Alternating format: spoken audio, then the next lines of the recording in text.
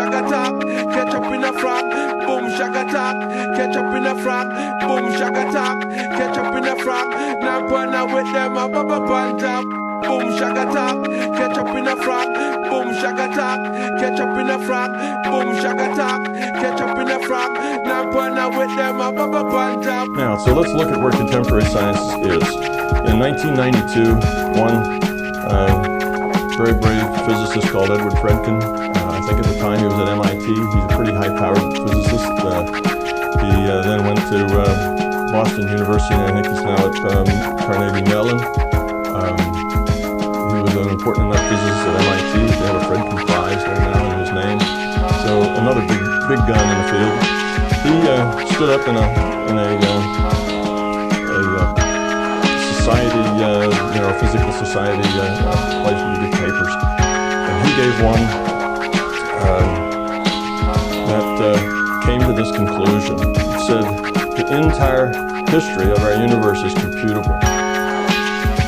And he reached it through information theory. He was a physicist, but he also did a lot of work with information. So he said reality is digital. He says everything else is digital.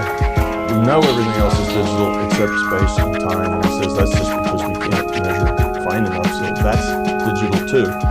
And that solved his physics problems, but it led him to this place where he said reality is either a computer itself, it's implemented on a computer, it's a simulation, it must be digital, it's essentially information. So this is Edward Fredkin in 1992 standing up against a bunch of physicists. And like I said, he was a brave man, but because he had so much stature, he survived well, and his career went on. He was stuck though, because the first question is, Dr. Fredkin, if we're computing, who's computing us? Where are we computing? And he said, well, I don't know. He says the physics, the math leads me to this result. He says I can't answer that question. It doesn't give me the answer, but it tells me that this must be so.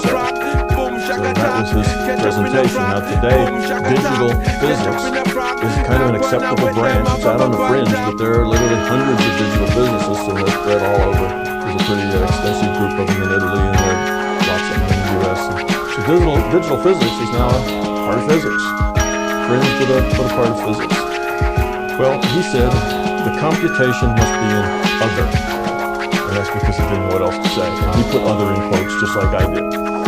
And that's all. He said that we don't know where other is. Well, what Fredkin didn't understand is that consciousness is the computer. Okay. Now, Nick Bostrom, he's at Oxford now. He's the head of a department at Oxford. He wrote a paper some years back called Are You Living in a Computer Simulation? And in his paper, he said one of these must be true. And he studied that for a while, and he came to the conclusion that it was impossible to say that it was impossible. So then he said, well, if it's not impossible, then it's unlikely. And he studied that for a while, and said it's unlikely to say that it's unlikely. Well, having gotten that far, he said, well, then, it's almost certain that all of us, are living in a simulation.